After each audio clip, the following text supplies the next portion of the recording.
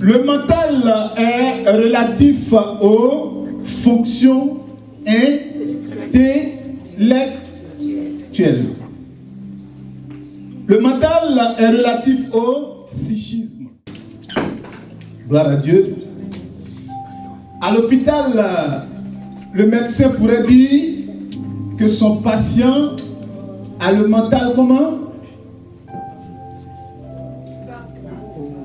Ou même autour de vous, suite à un événement qui peut marquer négativement, douloureusement, difficilement, on peut dire qu'il a le mental là?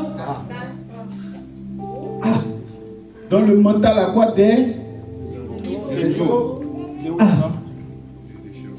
Dans ton voisin, donc quand on parle de mental, ça peut se dilater, ça peut se retirer, ça peut clos, ça peut mettre, ça peut grand, ça peut diminuer. Dans ton voisin, c'est qui ça qui prend toutes ces formes-là? On l'appelle le mental. Alléluia. Il peut aller en bas, il peut aller en haut. Ça fait bizarre. Alors on dit le mental qu'il te faut pour réussir. Lequel alors? Celui qui maigrit, celui qui grossit? Gloire à Dieu. Amen. Le mental, c'est ce qui se passe exclusivement dans notre esprit, dans l'être intérieur. Gloire à Dieu. C'est l'état d'esprit. Et cela ramène au moral. On dit là le moral. Ça veut dire qu'il est fini. Et quand les gens ont le moral bas, ils n'ont plus l'appétit. Si vous voulez proposer toutes sortes de plats, ils n'ont pas l'appétit. Parce qu'il y a quelque chose qui se passe. Alors, qui est celui-là? Ou quel est ce phénomène? Quelle est cette chose qui peut empêcher une personne d'avoir même l'appétit? Ça fait bizarre, non? Vous aimez bien ce plat-là, mais quand ce mental n'est pas disposé, peu importe la qualité du plat qu'on vous présentera, ça ne vous dira rien. Ça veut dire qu'il vous affecte à tous les niveaux. Gloire à Dieu. Amen. Réussir, c'est aboutir à un résultat, qu'il soit bon ou mauvais. Quelqu'un dit, il faut que je détruise telle chose. Est-ce que c'est un bon objectif? Mais c'est un objectif. Et il réussit à détruire. Il faut que je sépare les deux là. Et elle réussit, ou il réussit à les séparer. Donc réussir, ça peut être bon comme mauvais. Nous sommes réunis ici pour parler de succès, de réussite en termes positifs. Il faut, cela exprime une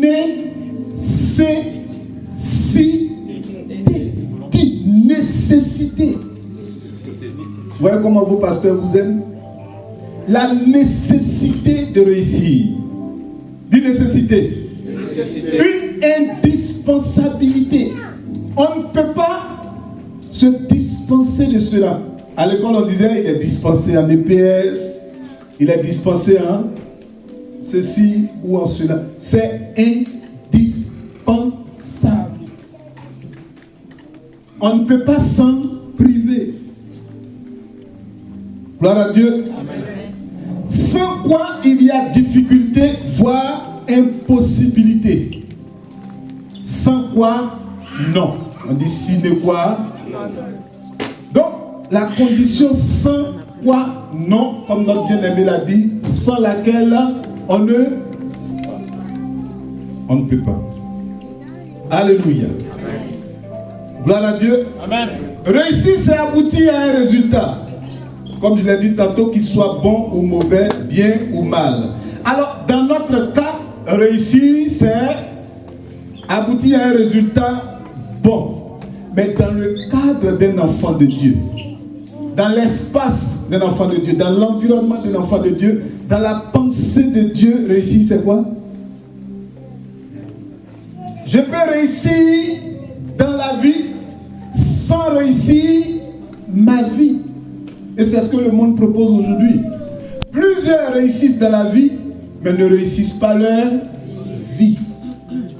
On dit cet homme a réalisé ceci, a réalisé cela, a fait ceci, a fait cela, mais regardez ses enfants. Regardez comment il vit. Il a eu tel diplôme, il a eu telle connaissance, il a eu tel trophée, il a eu ceci, il a eu cela, mais il n'a pas réussi ça. Il a réussi dans la vie. Il a engrangé des prix. On peut réussir dans la vie sans réussir ça. Pour l'enfant de Dieu, quand on parle de succès, pour l'enfant de Dieu, quand on parle de réussite, c'est atteindre quoi? Nous avons dit objectif, c'est atteindre les objectifs de qui? C'est pourquoi quand il a dit c'est tout à l'heure, il a remis la tête. Je veux atteindre mes objectifs, oui. Mais il faut que j'atteigne les objectifs de Dieu. On peut atteindre ses objectifs sans atteindre les objectifs de Dieu. On va aller à l'école de quelqu'un tout à l'heure. Alléluia. Amen. Alors si nous voulons reformuler, c'est l'état d'esprit sans lequel on ne peut pas aboutir au résultat que Dieu a prévu pour nous ou pour soi. Alléluia.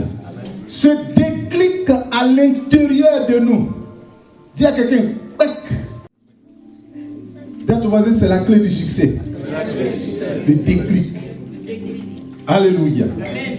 Dis le déclic. La révélation à l'intérieur de nous. Dis la révélation. À l'intérieur de nous. Cette connaissance, ce savoir que Dieu communique, que Dieu nous transmet et qui va bouleverser le cours de notre vie, qui va nous faire entrer dans notre destinée. Mets la main sur l'épaule de ton voisin, dis-lui, tu es né avec un chemin de vie. C'est ce qu'on appelle la destinée. Alléluia. Amen. Dis, tu peux être sur un autre chemin parallèle à ce chemin-là. Ce n'est pas ton chemin. Il faut que tu découvres le chemin de Dieu pour toi. Dis à ton voisin, Dieu dit à Moïse, parle au rocher. Moïse sort son bâton, il frappe le rocher, il obtient de l'eau. Il a atteint l'objectif. Dieu dit, je ne suis pas d'accord. Tu ne m'as pas glorifié. Attends, qu'est-ce qui avait causé les murmures du peuple? C'était le besoin d'eau. Est-ce que Moïse n'a pas pourvu? Est-ce que l'eau n'est pas sortie? Mais c'est pour ça que le peuple se plaignait. Et c'est pour ça que Moïse est allé devant Dieu. C'est pour ça que Moïse est allé s'adresser à Dieu pour dire, mais le peuple murmure encore, ils ont soif. Mais Moïse a atteint l'objectif. Dieu dit, tu n'as pas utilisé la voie que je voulais. Tu n'as pas emprunté le chemin que je voulais. Je ne t'ai pas dit de frapper, je t'ai dit de parler. Tu ne m'as pas glorifié. Tu as atteint l'objectif, mais tu ne l'as pas atteint selon moi. Amen. Dis à ton voisin, réussir. Selon Dieu. Selon Dieu. Dis selon Dieu. Hein? Selon Dieu. Dis la révélation à l'intérieur de nous. La connaissance qu'il nous faut. Et par rapport à cela, le plus grand ennemi de ce déclic, le plus grand ennemi de cette connaissance, le plus grand ennemi de cette condition pour entrer dans le succès, dis à ton voisin, le plus grand ennemi que nous devons combattre, c'est l'ignorance. Le peuple périt par manque de connaissance. Le peuple périt par ignorance. Le peuple périt parce qu'il ne sait. Le peuple périt parce qu'il ne connaît pas. Amen. Et parlant de connaissance, parlant de savoir, il y a ceux qui savent qu'ils ne savent pas. Et il y a ceux qui ne savent pas qu'ils ne savent pas. Dis à toi, si tu es dans le deuxième cas, c'est pire. Alléluia. Je sais que je ne sais pas. Au moins, j'ai une conscience de quelque chose. Mais je ne sais même pas que je ne sais pas. Quelqu'un a dit là, il est dans le noir. Il est dans l'obscurité. Il est total. D'ignorance. L'ennemi de ta destinée. Ce n'est pas le diable. D'ignorance. Alléluia. Alléluia. Dis déclic. Dis déclic. Dis déclic. Dis si le succès est le programme de Dieu pour ma vie. Si le succès est le programme qui est adossé à ma vie, selon la volonté de Dieu, cet esprit produit en moi ce déclic qu'on appelle l'éveil.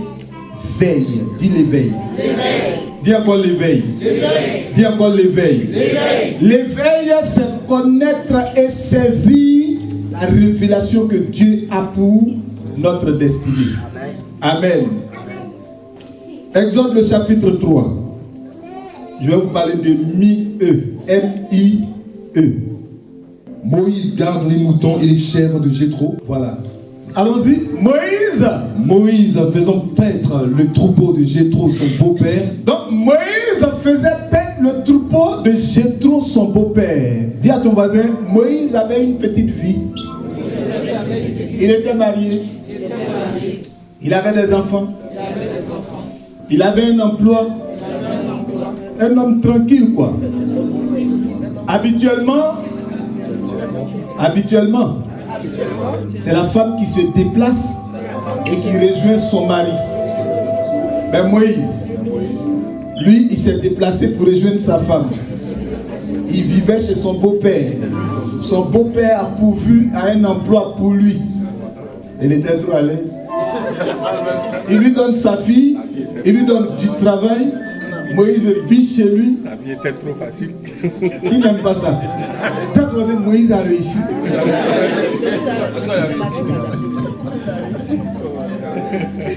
Pasteur, Moïse a réussi. C'était trop facile.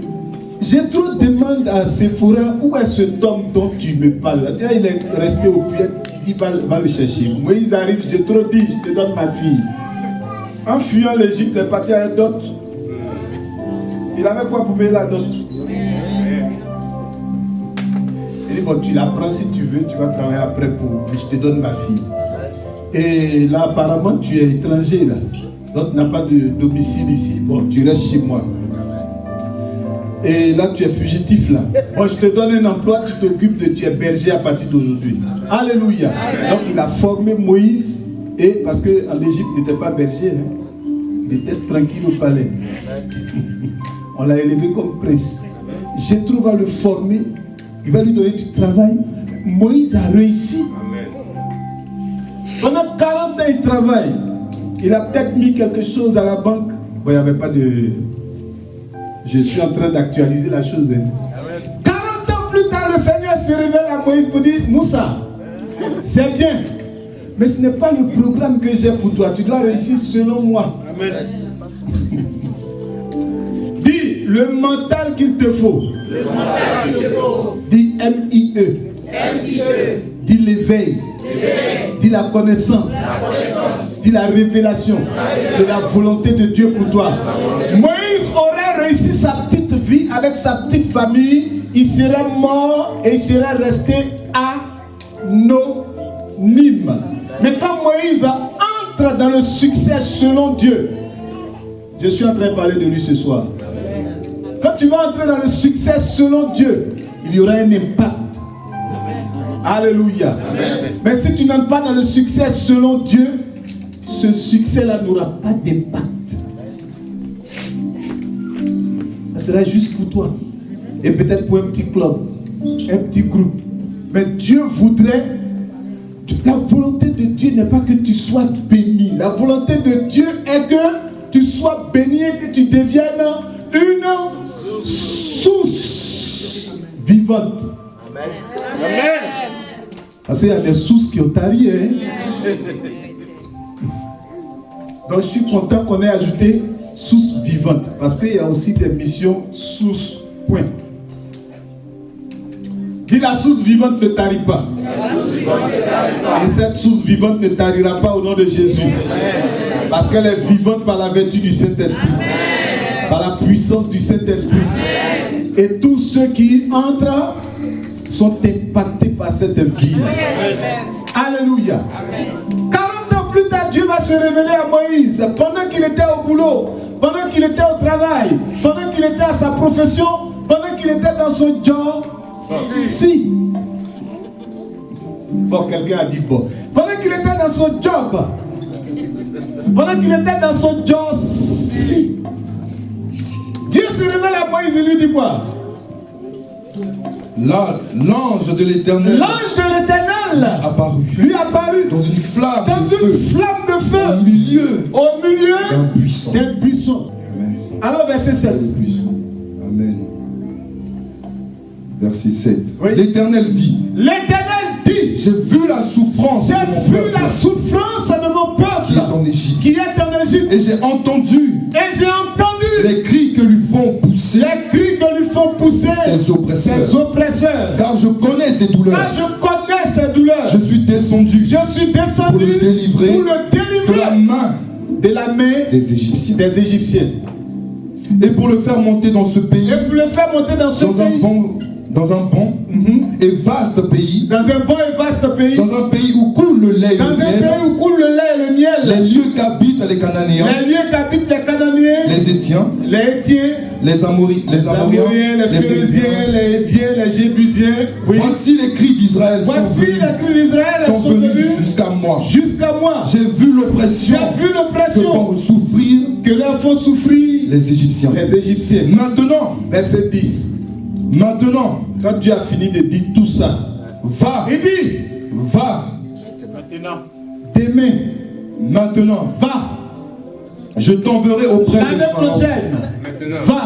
C'est ce qu'il y a écrit chez moi ici. Hein. Maintenant, dans vos versions là, verset 10 ici, il dit, maintenant, plus tard, tu iras. C'est quoi dans vos versions là-bas? Maintenant, il dit, Maintenant. Jacques ta voisine, il n'a pas dit la nuit. Il n'a pas dit demain matin. Maintenant. Amen. Comment, Seigneur, comment tu fais les choses comme ça? C'est-à-dire qu'il tombe sur Moïse.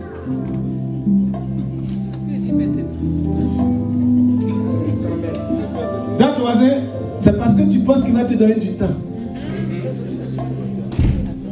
Que tu es tranquille, quoi. C'est parce que tu penses qu'il y a le temps que tu es tranquille, quoi. Il dit à Moïse, il tombe sur Moïse, il ne le prépare même pas, il ne le prédispose même pas, il tombe sur Moïse et il lui dit, maintenant, Amen. Maintenant, va.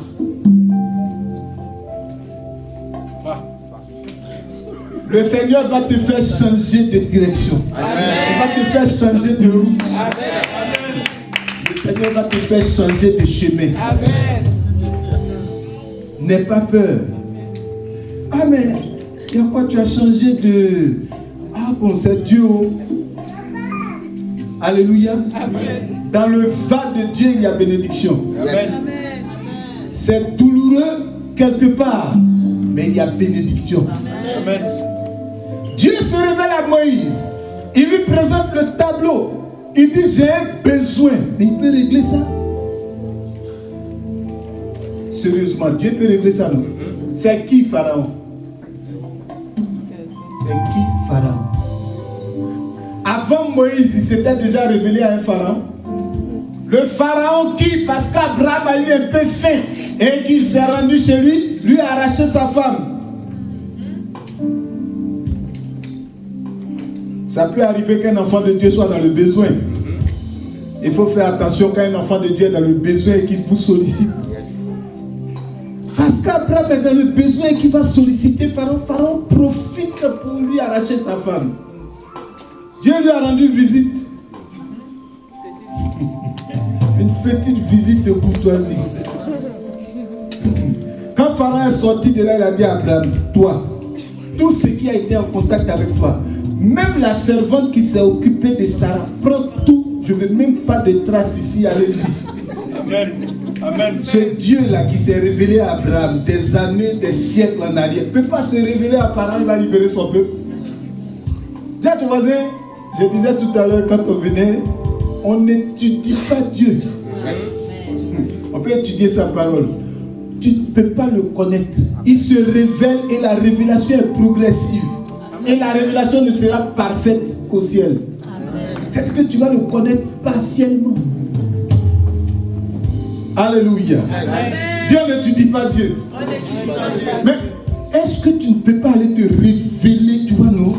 Il y avait un pharaon, tu lui rappelles, tu rappelles à Dieu comme s'il ne savait pas là. Il y avait un pharaon là qui avait essayé d'effrayer un peu Abraham en arrachant sa femme là. Tu t'es révélé à lui. Mais tu ne peux pas te révéler à cet autre pharaon là aussi pour qu'il libère ton peuple. Il dit, je ne suis pas un Dieu, je ne suis pas un Dieu de monotonie. Je suis un Dieu en mouvement. Oh yes. Autrefois, je me suis révélé moi-même directement au pharaon à l'époque d'Abraham pour lui dire, si tu ne libères pas cette femme, si tu ne libères pas la femme de ce juste, ce que je vais te montrer. Mais cette fois-ci, Moïse, j'ai besoin de quelqu'un pour aller le faire. Je ne le ferai pas. Je change de stratégie comme je veux. Dieu dit, je ne vais plus utiliser la même stratégie. Je change de stratégie. Il peut évangéliser la France en une seule journée. Mais il dit, je ne le ferai pas. J'ai besoin d'Eman pour aller le faire. Amen. Amen. Gloire à Dieu. Amen. Est-ce que Dieu ne peut pas aller se révéler à Pharaon? Il finit de présenter tout son besoin et il dit à Moïse, c'est toi qui vas aller le faire. Maintenant,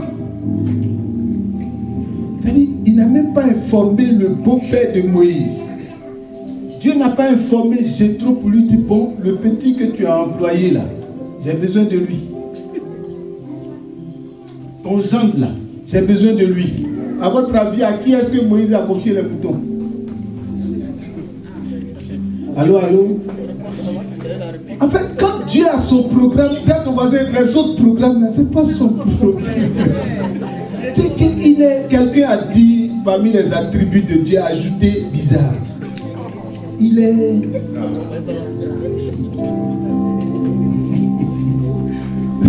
Gloire à Dieu. Donc si tu es en train de l'adorer, que tu dis, Seigneur, tu es puissant, tu es magnifique, tu es souverain, il faut ajouter ça aussi. Il faut dire, on ne te comprend pas. Mais positivement, quoi.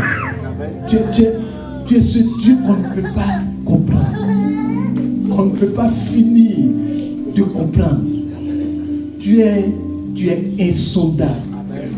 Tes pensées sont insondables.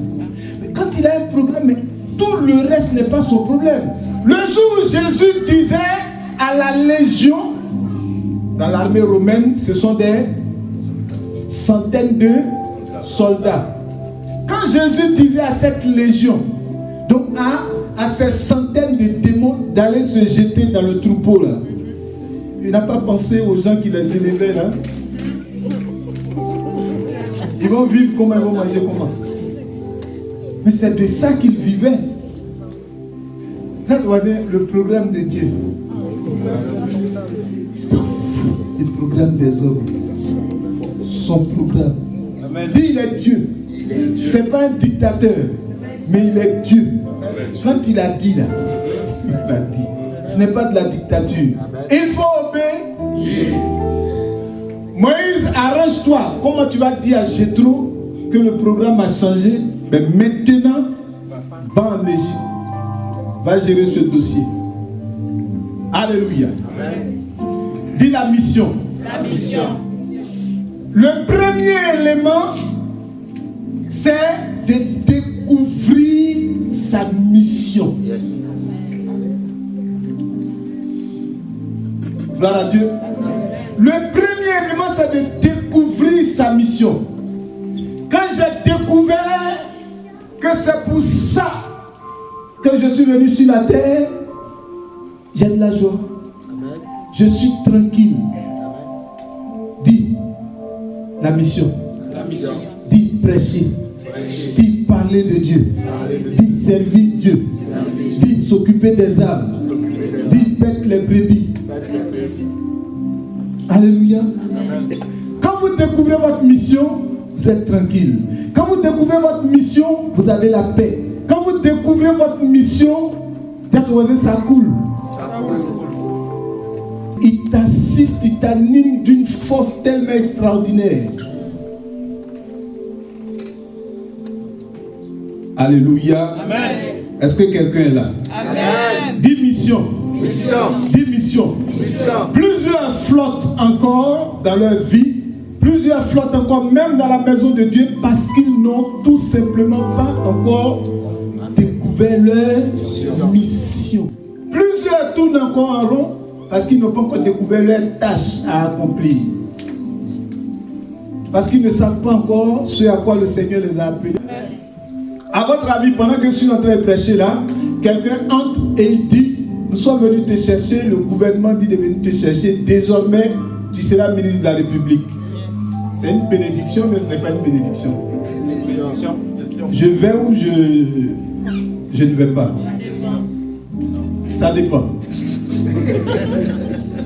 Vous pensez que Dieu va m'ouvrir une porte qui va m'empêcher de le servir? Si Dieu m'ouvre une porte qui m'empêche de faire le travail qu'il me dit de faire, ce n'est pas lui qui a ouvert cette porte-là. Ne tombez pas dans ce piège. Tu dis quoi? On dit qu'on va te nommer ministre de la République. Tu as un budget de fonctionnement. Et tu as droit à temps, mais ce sont des ouvertures, mais ce sont des... La question que je vais poser à Dieu, est-ce que cette porte-là va me donner de continuer à remplir ma mission, ce pourquoi je suis sur terre? S'il dit c'est une ouverture même pour agrandir cette mission, je saute là-dessus. Alléluia. Mais si cette ouverture va rétrécir la foi pour la mission de prédication de l'évangile, va rétrécir la voie de la mission de l'œuvre, c'est que c'est un piège. Ne voyez pas tout en bénédiction, hein? Yes. J'ai l'habitude de dire, quand une porte est ouverte, il y a deux sens. On peut entrer, on peut sortir. Donc c'est pas parce que la porte est ouverte qu'il faut entrer. Ça indique dehors, mais ça indique dedans. Amen. Tu peux entrer et puis tu te retrouves dehors. Alléluia. Dis à ton voisin, n'entre pas parce que la porte est ouverte. Vérifie bien que ça donne accès. Découvrir sa mission. Amen. C'était quoi la mission de Moïse? Dieu l'a résumé en une seule phrase. Il dit quoi? Maintenant, va. Je t'enverrai auprès de Pharaon. Et tu feras sortir d'Égypte mon peuple. Je t'enverrai auprès de Pharaon et tu feras sortir d'Égypte mon peuple. Allons-y. Je t'enverrai auprès de Pharaon et tu feras sortir d'Égypte mon peuple, les enfants d'Israël. Mon peuple, les enfants d'Israël. Moïse dit à Dieu. Qui suis-je? Deuxième élément. Dis mi-e. Dis mi-e. Dis M-I-E. Dis mission. Deuxième élément, découvrir son identité. Dieu révèle à Moïse sa mission. Et puis Moïse demande à Dieu, qui suis-je? Moi. T'as pas vu les gens en Égypte là? T'as pas vu la sœur qui est derrière là? Qui suis-je? Un fugitif. Un wanted. Depuis 40 ans, on me recherche en Égypte parce que j'ai tué quelqu'un. Vous pensez que Moïse est allé où il était là à l'aventure? Il a fui. Et non, il faut acclamer le Seigneur. Amen.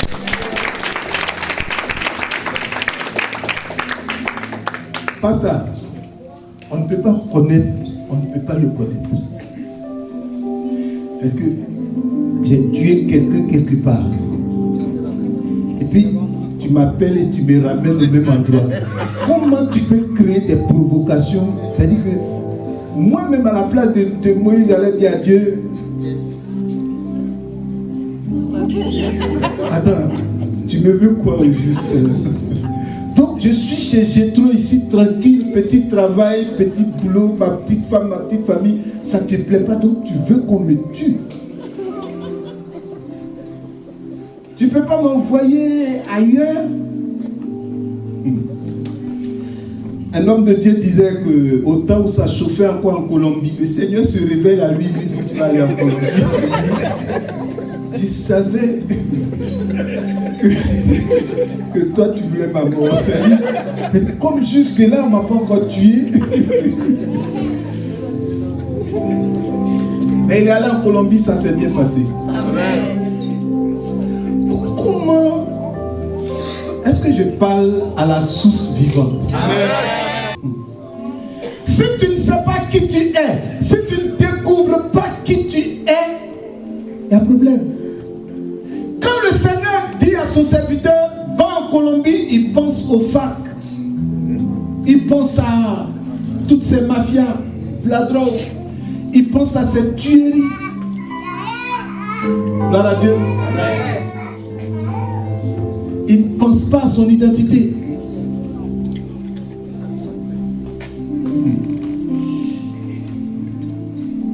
Je lisais l'histoire de l'ancien préfet d'Abidjan qui disait qu'il avait été en mission une année en Haïti. C'est chaud là-bas en ce moment-là. Donc il disait un peu que c'était des choses imprévisibles. À une certaine époque, il avait travaillé là-bas. C'était difficile. Se rendre dans certains milieux, c'était comme aller se livrer à la mort. Mais il dit quoi? Ils y allaient en véhicule blindé, sous bonne escorte. Pourquoi? Il était en mission au nom de ceux qui dirigent. Donc on l'envoie et on lui donne tout ce qu'il faut pour qu'il soit en sécurité dans ce milieu-là. Et si vous êtes arrangé pour toucher un seul cheveu, quand un Américain circule quelque part, il est tranquille. Parce que c'est que si tu l'as touché, l'Amérique va réagir. Gloire à Dieu. Amen. Donc il est tranquille. Quand un chrétien circule quelque part, il sait que si tu l'as touché, ça reste comme ça. Donc il ne circule pas. Je laisse pour moi. Un Américain circule plus librement qu'un chrétien. Parce qu'il se dit que son État va réagir. Amen. Qu'il a l'État le plus puissant. Mais je veux dire à quelqu'un que l'État le plus puissant, ce ne sont pas les États-Unis d'Amérique. C'est le royaume de Dieu. Amen.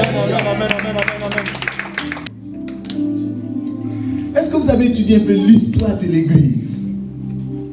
Depuis la naissance, suite à la prédication de Pierre, à sa sortie de la chambre haute, jusqu'à maintenant, 2024, jusqu'à ce soir, est-ce que vous avez étudié un peu l'histoire de l'Église? Est-ce que vous savez un peu ce par quoi l'Église est passée? Mais l'Église est encore là. Parce que Jésus dit quoi? Les portes du séjour, de la mort, ne rien contre elle. Les gens assassinés, tués, brûlés au bûcher, les chrétiens, l'Église vit. La puissance la plus terrible, c'est la puissance de l'Église. Les gens ne craignent rien, mais ils craignent l'Église.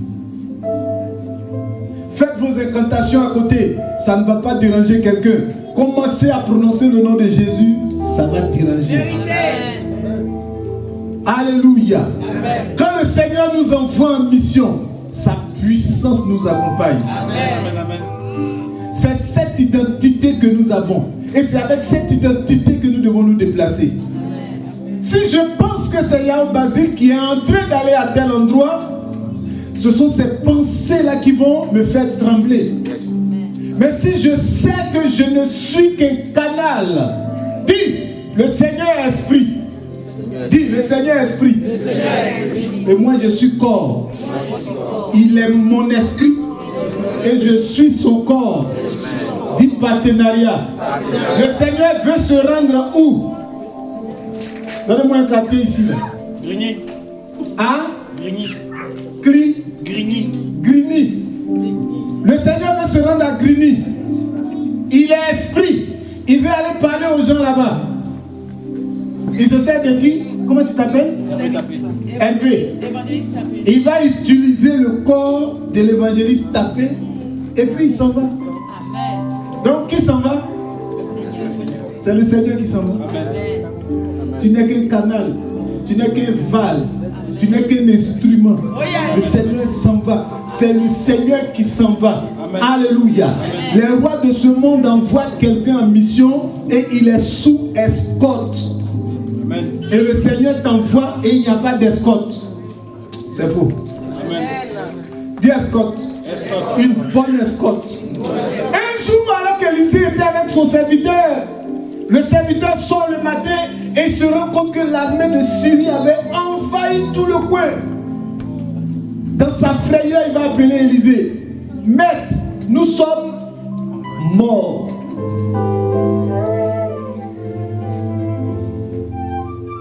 Maître, nous sommes morts. Nous sommes envahis par l'armée de Syrie. Élisée lui dit quoi? Calme-toi. Dis calme-toi. Élisée va faire une prière. Il dit, Père, Seigneur, ouvre ses yeux. La Bible dit que le Seigneur a ouvert les yeux du serviteur. Il a vu des chars, des chevaux, toute une armée autour. Il est resté tranquille. Tiens, ton voisin, lui, il ne connaissait pas son identité. Donc, il était agité. Élisée connaissait son identité. Donc, quand il a donné l'information à Élisée, Élisée était serein. Comme une maison inachevée. Dis serein. La troisième chose, ce sont les deux premières qui vont provoquer la troisième chose. Dis l'éveil. Quand je sais pourquoi Dieu m'a envoyé sur terre, quand je sais qui je suis, pouf. Dans ton voisin, nous répondons à la question. Le mental qu'il te faut, l'ingrédient qu'il te faut, la connaissance qu'il te faut, la révélation qu'il te faut, ce qu'il te faut pour réussir, découvrir ta mission, savoir qui tu es, et ça va déclencher quelque chose. Ça va produire l'éveil, dis l'éveil. Ça va ouvrir ton esprit. Même dans le monde, j'ai écouté le témoignage d'un footballeur qui a dit qu'il était déjà en classe de... C'était à l'école primaire. Et il a dit à son oncle chez qui il était que lui veut jouer au ballon. Il sent... Il sait qu'il est né avec ce talent. Il y a des talents naturels. Et il y a les dons spirituels. Il y a des gens qui naturellement savent dessiner. Ils sont morts avec ça. Quand on était au collège d'enseignement général, c'était CEG avant, on était en classe de 5e et on avait remporté une compétition de handball au niveau de l'école. Notre petite classe là. Une grande classe de 3e, 2. Mais on avait... Parfois je suis là, je dis voilà quelqu'un que les gens n'ont pas détecté un peu plus tôt. Bon, à cette époque-là, quand même, dans une ville quelque part là-bas. Mais c'était un chat, notre gardien. Toutes les balles qui venaient, il les arrachait. Il était souple, il était comme un chat. Donc il est né naturellement avec ça. Si quelqu'un l'avait détecté, il serait devenu un champion quelque part. Quand j'ai pris ces nouvelles, bon, il y a des talents naturels. Découvre ce pourquoi Dieu t'a envoyé sur la terre. Tous ne sont pas prédicateurs, tous ne sont pas serviteurs de Dieu à l'autel, dans le sacerdoce, mais tu es serviteur de Dieu quelque part, dans un domaine bien précis. Alléluia. Pour impacter quelque part, pour apporter de la joie quelque part, pour apporter du bonheur quelque part, pour apporter une bénédiction quelque part, pour apporter le développement quelque part. Dieu veut certainement t'utiliser. Il veut certainement utiliser ta vie pour impacter toute une communauté, tout un village, une région quelque part, par un talent. Amen. Il faut que tu découvres cela. Demande à ton voisin, est-ce que tu sais pourquoi tu es sur terre? Amen. Juge 11. Juge 6. Juge 6, verset 11. Oui. Puis vint l'ange de l'Éternel. Puis vint l'ange de l'Éternel. Et il s'assit. Ce soir, je suis là comme un ange. Dis à ton voisin, tous les anges n'ont pas nécessairement des ailes. Amen. Ils ont des ailes. Mais je dis, tous les anges n'ont pas nécessairement des ailes. Je suis là comme un ange. Amen. Ne soyez pas incrédules juste parce que vous ne voyez pas des ailes sur mon dos. Amen. Mais je suis là comme un ange pour parler à quelqu'un. Pour révéler quelque chose à quelqu'un. L'ange de l'Éternel vient et il va s'asseoir sous le térébinthe qui appartient à Joas, la famille de Biézer. Gédéon, son fils, battait du froment. Donc voilà quelqu'un, quand il naissait, son étoile avait indiqué qu'il était général d'armée et juge. Mais il était au champ. Toi, si tu ne découvres pas pourquoi tu es né, tu seras c'est-à-dire que tu es en train de faire un truc bizarre dans un endroit bizarre. Que tu ne sois pas dans un endroit bizarre en train de faire des choses bizarres. Au nom de Jésus de Nazareth. Mais que tu sois dans l'endroit de Dieu en train de faire ce que Dieu veut. Si Dieu dit que je suis venu sur terre pour balayer, vous allez voir que dans le balayage là, dis à ton voisin, pour moi sort. Tu fais comment? C'est-à-dire qu'il y a grâce dedans. Parce que c'est ma chose, c'est attaché à ma destinée, c'est mon chemin de vie. Mais tu cries, c'est bizarre. C'est pas pour toi. Il y a ton voisin, il y a ce que le diable attaque. Et puis il y a ce qu'il n'attaque pas. C'est-à-dire que tu n'es pas au bon endroit. C'est pas pour toi. Hello. Amen. Quelqu'un m'écoute? Amen. Gédéon était en train de battre du froment. Pour fabriquer quoi? Voilà. Fabriquer du pain, un peu de pain, quoi, tu vois. L'ange lui dit quoi? Verset 12. Verset 12. L'ange de l'Éternel lui apparut. Et lui dit. L'Éternel est avec toi. Le Seigneur est avec toi. Vaillant héros. Chef d'entreprise. Amen. Vaillant héros.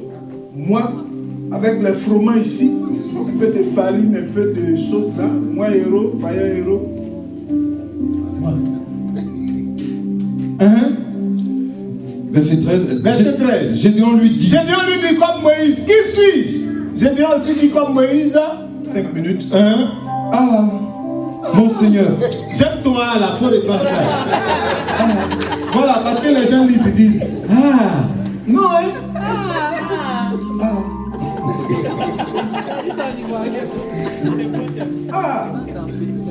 C'est-à-dire que Gédéon lui-même voulait demander à l'ange, tu as su que tu t'es bien renseigné avant de venir? Est-ce que tu as bien checké là avant que... Tu es sûr? Tu es sûr? Parce qu'on dirait au-dessus de la révélation, là, c'est pas tout ça. Hein?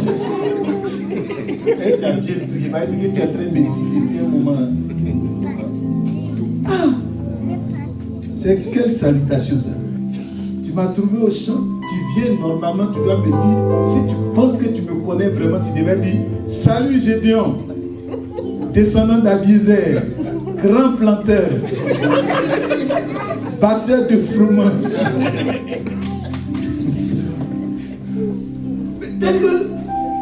Ça rejoint ce que je disais tout à l'heure. Dieu ne considère même pas son CV qui est là. Il vient C'est le CV que lui, il a depuis le ciel. C'est avec ça qu'il se présente à Gédéon. Dis à ton voisin, il faut changer le CV là. Ça il faut lui dire, c'est un CV bizarre. Découvre le CV avec lequel tu es né. Amen. J'ai l'habitude de dire que ce n'est pas parce que mon père est allé vers ma mère que je suis né, c'est parce que je devais naître. Dieu dit, avant ta conception, je te connaissais. Ah, donc j'existais avant qu'il ne se croise, avant qu'il ne se break.